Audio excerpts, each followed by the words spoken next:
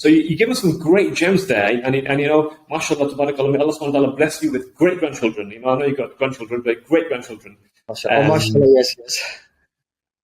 In your marriage. And so what tips would you give for a healthy relationship? And then we mentioned communication. Well, we mentioned lack of communication. Yes. So the antithesis of that is good communication. We mentioned understanding of self. What other practical tips would you give our listeners to really cultivating a healthy, faithful relationship between two practicing people? Two people. Well, I would say always think a win-win. Don't think that I have to win, because John Gottman talks about, and John Gottman, for those who don't know, he's like the love scientist. He had something called the Love Lab, and he studied this scientifically for 40 years, right? And so he had these couples on a journey for 20 odd years, and he's following them. He really said something profound once, and I thought, wow.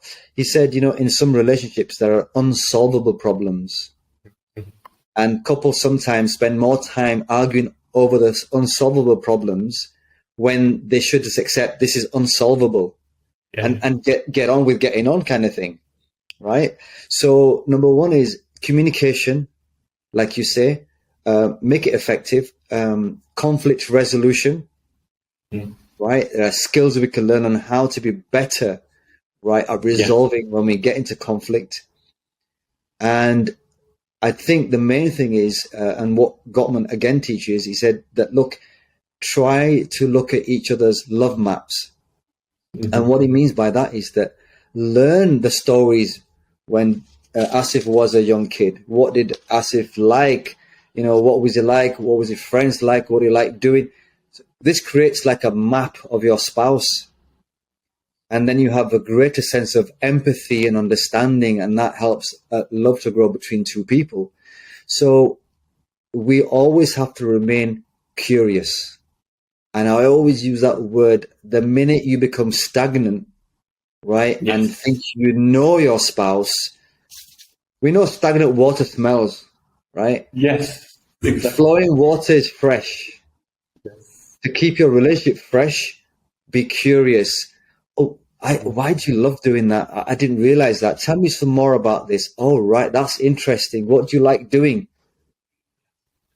Taf, it's so funny. I literally put that status on my Twitter about 2 hours ago, this morning, actually, about stagnation. I'm like, so many people rest on their laurels. Yes. They become very smug.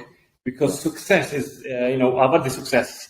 I've been married for 5 years. I'm successful by all metrics. I've got this job, whatever. They become so smug that they snugly just blanket their success. Yes. And, I'll send you the tweet earlier. It's literally word for word what you just said. Wow. Stagnation is death.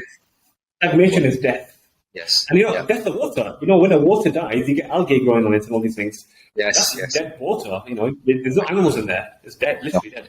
And so the same as, human development, the journey towards self-actualization, you are dead and you're just getting buried in a few decades. And I put this in the same status. I said, look, some people die, but they're only buried decades later. And you only die when you stop growing. Because opposite of growth is death. When a plant stops growing, you say it's dead. Same as humans.